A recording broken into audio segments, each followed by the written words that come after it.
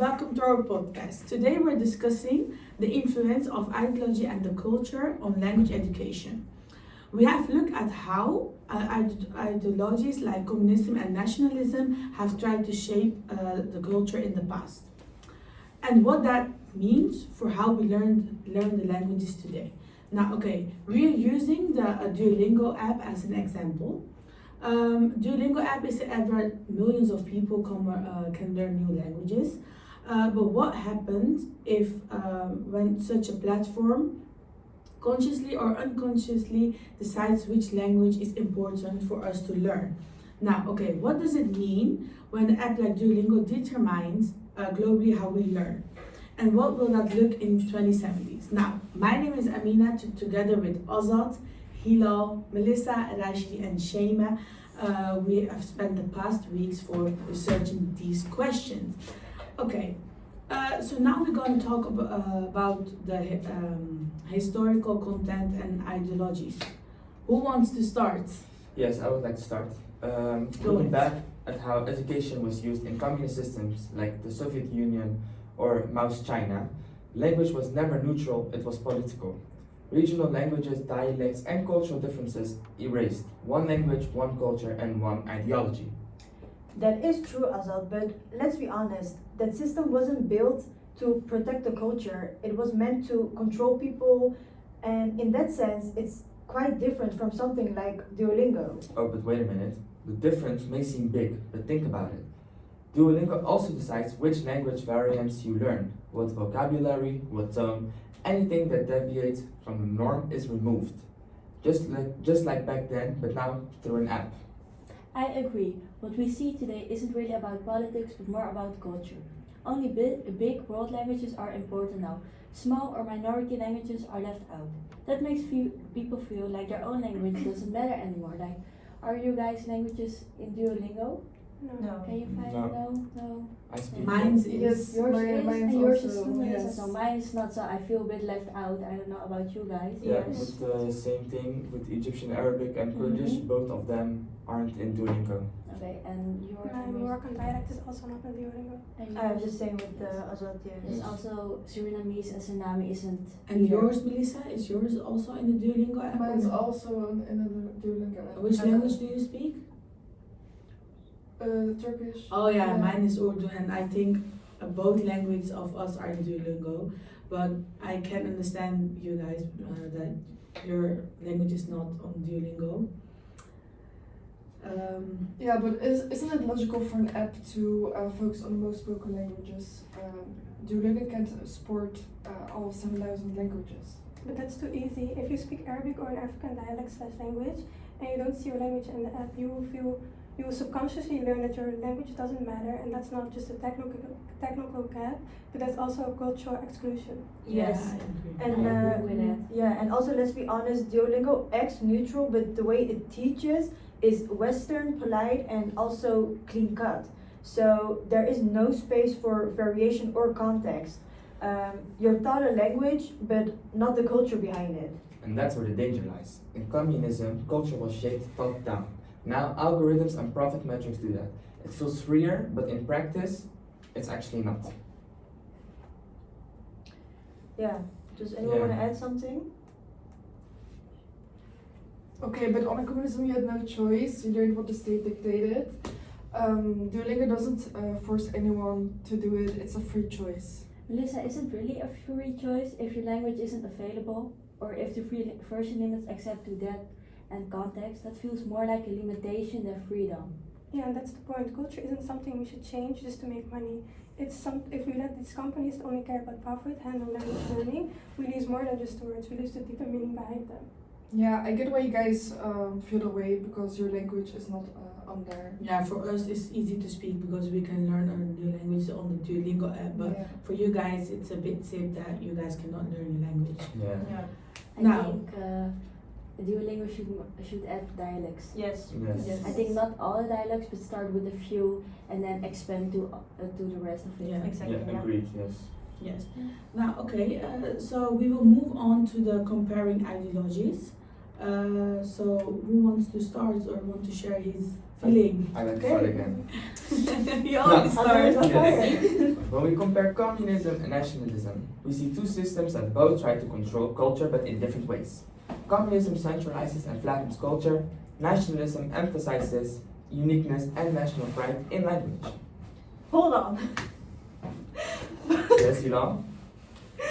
I understand what you're saying, but both ideologies actually limit diversity.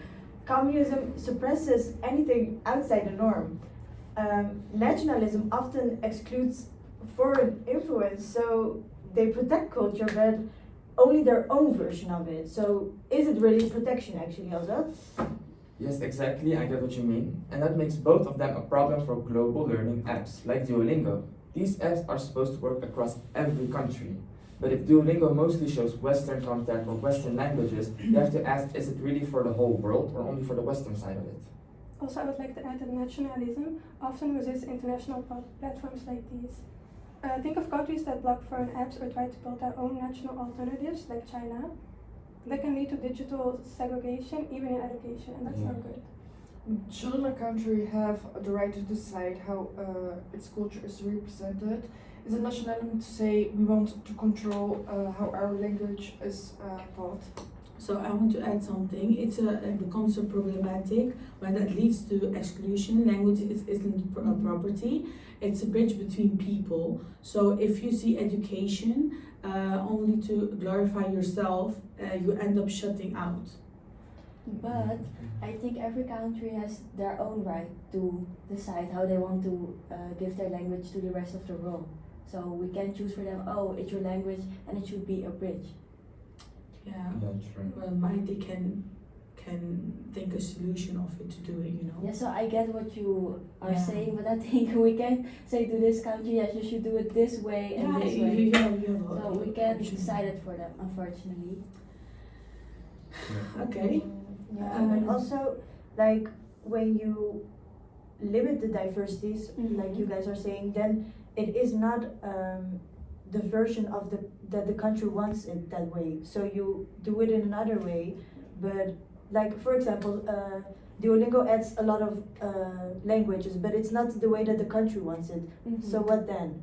Yeah, I know what you mean, because if they, Then for you example, they never choose for know. China, you have thousands of languages in China, and the two main ones are Mandarin and Cantonese. So which one are they going to choose? Yeah, so that's also gonna be problematic. Then? Yeah. That's true, because they forget the culture and they choose which language they want to learn. Yeah. Okay. Yeah. So yeah, that's a bit.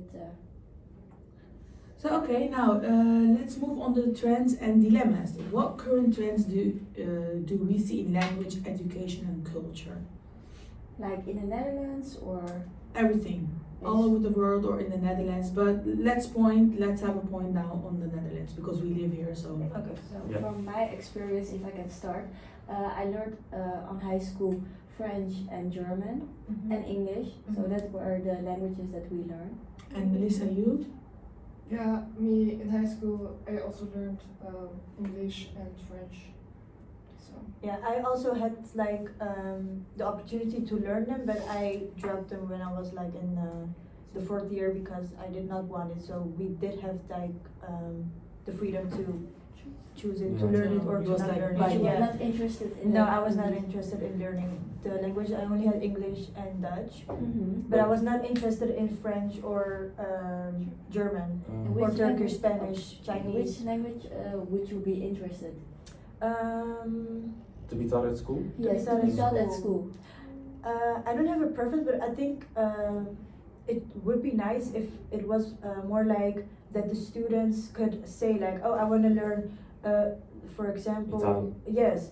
So So what did you say? Italian is But yeah, for example, yeah. Yes. Mhm. So it would be more nice that you can like give them suggestions like I want to learn this instead of choosing from the the boxes. basic languages. Yeah. There Like, are- it's always Yeah. Spanish, French. There are German. schools, my last high school had Arabic, Mhm. Turkish, Greek and Latin. Yeah, So there are yeah, Greek and many Latin. thing. And also one high school close to mine also taught Russian, so there is variations. But Yeah. if we're gonna do Depends on every school. language, it's gonna be too much. in And my Shema, opinion. which one do you? I also had French, German, and Greek and Latin, and obviously English. And which one did you choose? I choose English, French, and German. Okay, for myself, I also had a few languages, but I just chose for Dutch, English, and Dutch, German. Sorry, Mhm. German. That's Yeah. My bad, German. So I think that's how it's in Netherlands. How do you think that in other countries, which languages do they learn? I know Chinese a lot and I think the most common language they speak, like The for world example, language, yeah, yeah. Yeah, we have first seven. is Dutch. We have The seven seven world one. languages, Exactly. and Yeah. I feel like if you're gonna choose between them, that would be the best one. So it's as international as possible. Okay. Yes. Yeah. So when we talk about the trends Yeah. in education and culture, like, does anyone want to share their thoughts about this? Trends, maybe you know the app Quizlet. Mm-hmm. A lot of students use that on high Yeah. school to learn the words. So I know Quizlet is a common app that is used. Mhm. Duolingo, where we are talking about. Do you guys know any apps that are No, used? I didn't Also, know. not necessarily a language app, but people also use Netflix to learn English or Uh-huh. other Oh yeah, languages. that's true. Yes. That they do in English and also with the subtitles in Yes, English. yes. Okay, Shema, that's do you want to share anything? Well, like we saying, they learn the words, but I think it's a bit problematic because if you only learn the words, you don't learn the context, the history, or the storytelling. For us, if you learn it while actually living in the country, you would Mhm. actually get those with that too. Yeah, Mm. I agree. Yeah, and politically, we're seeing resistance. Countries are building their own platforms because they see Duolingo as a threat to like the national identity. So And that's the big problem. How can we keep culture differences in a world where everyone learns with the same apps? If we all speak in the same way and use the same structure, we lose culture and meaning. So I get that countries are building their own platforms to keep Yeah. the Yeah. culture. So you're like not a big supporter from Duolingo because they do it their own way and not the way that the countries want it? Yes, a bit Yeah. of that. So Yeah. I But know isn't Duolingo is easy Yeah. to learn, but I think you should always know a bit of the culture, the structure, the way they speak. But Duolingo can also do that by adding, like we discussed, dialects and stuff. Yes, if So they do it's that. still I think Duolingo would be like nice instead of a country having their own app to learn Mhm. the language, because with Duolingo the world can be a cohesion and we can like be more together instead of Connected. learning their own ways. Yes, So I it get is what more you're saying. international. I think they can make a progress in it Uh-huh. with adding dialects and a bit of culture. So yes, I think I see your point. I think Okay. you want to see the cultures coming like in front Mm-hmm. because Yeah. Instead Duolingo of is the keeping okay. behind this. I get you know? it, yeah. Yeah. Still, these shared platforms can connect people. Mhm. Language can unite us, but only if platforms like Duolingo make room for diversity Yeah. in both language and content. Yeah. Yeah, so if Yeah. they let's see as a diversity, the different cultures, Yeah. I think they can make Okay, progress in It it. will be also more interesting. Yeah. Yes, that's true. Just as long as commercial logic outweighs cultural representation. We'll be stuck with dominant languages and perspectives, like excluding the dialects, for example. Everything else fades into the background. Yeah. Yeah. That's Okay, yeah. issue. So Yes. a good option is to see the culture more in front instead of only the languages. Yes. Okay, now let's move on the future scenarios and nationalism. Let's look ahead to 2070. Will Duolingo grow into something that supports culture or become a threat too? What possible futures can we imagine? I'd like to start us off again. Again! I have one scenario. Duolingo becomes so massive, it replaces all other educational platforms, from primary school to adult learning to universities, everything through one system. Yeah. The same AI, the same sentences, and the same logic. It's efficient, sure, but it feels suffocating. You lose the freedom to think in your own way. Education is no longer culturally shaped, just universal and empty. Yeah. For example, you learn the words, but you don't know where the word came from. Is Yeah. it a learn that was borrowed from another language, or Yeah. where did it Copy originate paste from? like Yes. Dutch and German, right? Yes. Wait, also, I'm confused by what you just said. Like, isn't it a good thing that everyone has access to education? Yeah, that's the problem. It seems positive, but the regional expressions, dialects, idioms, they disappear. Language is culture. If culture isn't represented, meaning is lost. Everyone may speak the same, Yeah. but say less. Okay, I see your point there. Yeah, I also see the I point. also see the point Because there. culture is it's a big game for the language. It's not only learning languages and then that's it. But Melissa, you also said you see like his point. Do you maybe have another scenario that I can? Yeah, I have another scenario, and that's governments take control. They build their own language apps with their own values, their own languages, and that way culture is protected. Sounds ideal, but in practice it leads to exclusion. If every country only promotes its own language, we're back to digital walls. No shared access to global knowledge. And that's why nationalism comes back in. Many countries will say we don't want a US-based app in our schools, and that creates a fragmented world where each country has its own closed system. But nationalism isn't always bad. It can be a form of Being proud protection. of your Yes, country, yes, yeah. also. And not every country wants to give up its culture's uniqueness for a westernized standard. Like they want to be their own. Yes. Okay, so there is a real problem. It can be so there's a real problem keeping your own culture with being open to the world. Is there a way for both of them, or do you guys think no, it's only the one and the second is drop? Like, So a middle way or like one of them. yeah. I think there's a middle way, a hybrid approach. Duolingo adapts to regions, local stories, dialects, traditions. Oh, yeah. It takes investment, but then technology supports culture rather than erasing it. Exactly. I hope that by 2070, the apps are used to preserve endangered languages, not only because they're profitable, but because they matter to people and they're important. Okay. Now, okay, what about your personal vision in 2070? I think if things continue like this, we'll learn language without meaning. So words, but not learning about the culture. So I don't think that's education. That's just training and Just, more yeah. like being a robot. So learning the language, but not the culture behind it. I think, and just like Azad said earlier, language is culture. So Yeah, just- you're not learning about it. You're just pushing everything in your head and you Yeah, don't know that's the not meaning. learning. Yeah. Yeah. Yes, I totally agree with Yeah. Hilal. Yeah, so for me, I hope for inclusive systems where everyone, no matter their background, can access rich culturally rooted education. I just hope collaboration becomes a foundation, not profit or ideology, like doing it for the money, but shared learning and trust. But for that, we need to act differently now. So you guys agree with each other now? Yes. Yes, I yes, do. by vision we We found the High Okay, five. I agree. Yeah. five. Big high five. Okay. Now, okay. So consequences and opportunities. What are the possible outcomes and opportunities in the current trends continue? I think an opportunity is that Duolingo opens doors for millions by adding dialects, tradition, culture. A consequence can be people start valuing their native language less. They speak English or Spanish, but lose connection with their roots. Yeah. So Yes, we also made the mind map. So the opportunities that I put there were like that we put there, Mhm. where global communication becomes much easier, and people from different countries will be able to understand each other more quickly. And this can be useful for work, travel, education. So I think that's the opportunity that global communication becomes easier. And a consequence from that is, I think, that we move toward one super language, and that the smaller ones that we just talked about, they die out.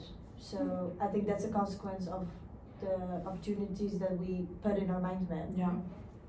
We also made a roadmap, right? Yeah. It's called a roadmap, and in that we put the opportunity that AI can preserve rare languages, like we talked about the dialects that we don't have right now. But the consequence for that is that if they're not profitable, so if they don't make money from it, they'll probably disappear anyway because nobody's going to use it, and they're not going to be giving that option anymore. Yeah. So do you Yeah. guys then think that Duolingo should be taken over by AI? Because like Shema said, only if they're profitable because they'll disappear anyway. But if AI takes it over, will it be profitable or not? 50-50. I think yes, 50-50, but I think AI is very smart. I think they can add the dialects and the traditions and the culture faster than Duolingo. Yeah, But we're example sentences. But we Yes. are gonna lose the culture behind the languages if AI takes it over, because it becomes more like we just said, Yeah. a robot, like that you learn it. It's more training than learning. But if AI manages to, like I remember in Duolingo when you're making an assignment and you have to fill in the gap, Yes. the sentence you're making can be related to the culture of the language you're learning. Okay. That's how AI So that's could how you. step in. Okay, I can see your vision there. I did not think that way. Yeah. For the opportunity, platforms can build bridges, but the consequence after it is if you don't speak the standard, you're excluded, seen as different or not equal. For example, the Arabic language has many dialects. The main one that was first founded years ago is Fusha, and if you speak that one, that's more like writing language. Language. So if you learn that one to speak, if you, for example, go to Egypt, they will understand you but have a hard time because you're learning a traditional way and you're not learning stuff about the culture. Yeah, it's same like the Quran. You have another Arabic. You cannot Yes. speak that one. You can only It's read hard it. to, you can understand a bit, but it's Yeah. really hard to understand. Okay. I love it that you always teach us something about culture, Elsa. Yes, That's yes. really nice. Yeah. Yeah. We know a lot about Yeah. it. Okay. Okay, so do we guys agree with this, or does anyone want to say something or add something? No, I think we agree can with all that, see each other's. Oh, you wanna? but I wanted Okay. to just say that there's also a difference between the language that people speak in the country, like in the street with each other. Uh-huh. The Oh, literally that's Yeah. from You the see that dictionary. in Yes. Yeah. You see That that a actually lot that in is still the language. culture behind it. So Yeah, like so- talking the Street streetwise, slang, yes, street for slang, example. that is the culture that you're not learning with the app. That is true. Yeah. That's the same with the, I don't know if you guys know the Ishtal is also like Oh in, yes, in Holland. I was Amsterdam, like, right? whoa. In Amsterdam, they were Yeah. speaking that. But also in the Netherlands, you have like different cities where they speak a bit Yeah. English, like in Friesland. I don't know how to say that in English. But they are speaking another kind of Dutch Okay. over there. Yeah. Now, okay, so we will move on to the strategic recommendations. Yeah, I was Azad, you can start now. Okay, sorry. Okay. Someone else the Yes. opportunity. So Duolingo must commit to cultural diversity, not just in which languages, but how they are taught with context, stories, and their meanings. They could start with giving the users a voice. They can ask them like, what do you guys want? How do you guys want it? Let the communities contribute to the content. And why should lessons design come from one perspective? It should come from multiple perspectives. Yeah, okay, for like examples, working with museums or language institutions and local organizations, and not just tech companies, you mean, right? Yes. Yes, Yeah. and it should be transparent, show how lessons are chosen, what's in them, what's left for them. So culture should not be dictated by one market alone, like not only online but also in like what I just said, like It's museums like and stuff. museums, Yeah. then you can show them the culture, the languages. Yeah. Okay, but Mhm. and also including the language variants. So Yes. not just like we said, correct maybe French, English, but informal speech, dialect, street language, like Shema just said, and yeah, it is an identity that needs to be taken seriously. Yes, that's Yeah. true. Yeah. For sure, yes. I like that we agree on something for the first time. Yes. Yes. Yeah. Yes. Now we are enough. Okay, now Never close that's it. a good to hear because that knows like no. Okay, it's good. Okay. Okay, so we have discussed shows that education is never neutral. Language, culture, and ideology are always intertwined. Apps like Duolingo can connect people, but can also erase the difference, what we learn and how it shapes how we think, how we see ourselves and how we relate to others. The future of education depends on the choices that we make now. So the real question is, who decides what culture looks like in the world tomorrow? Yeah. So this was our podcast. Yes. Yeah. Thank you And guys for your time. how do you guys think how it went? Like, how do you feel? Like, sitting over here and talking Yeah. about the. Good. I saw other perspectives from a few things, so that's why I changed my mind about a few things. I Nice. hope Azad also did that Yes. because he was very strong with Yeah. his opinion. I could see the point of others. I learned a bit of culture. From Yeah, that was the others. main thing. Do you guys learn something from each other? Yeah, This was your yeah, life. yeah, See their point of view. No, it was all debatable with each other. Yeah, so okay, so the last thing, which language do you want to learn? Like, if you're going home now and then you're gonna say like, I would just want to learn this language. French. Yeah, me too. Yeah. La français? Shabbat Oui, oui. Shabita Lahai. I can Okay. speak a little bit of French. Okay, yeah. Okay, guys, Yeah. thank you for our podcast Thank you. and Bye-bye. subscribe and link to Bye. video. Bye bye.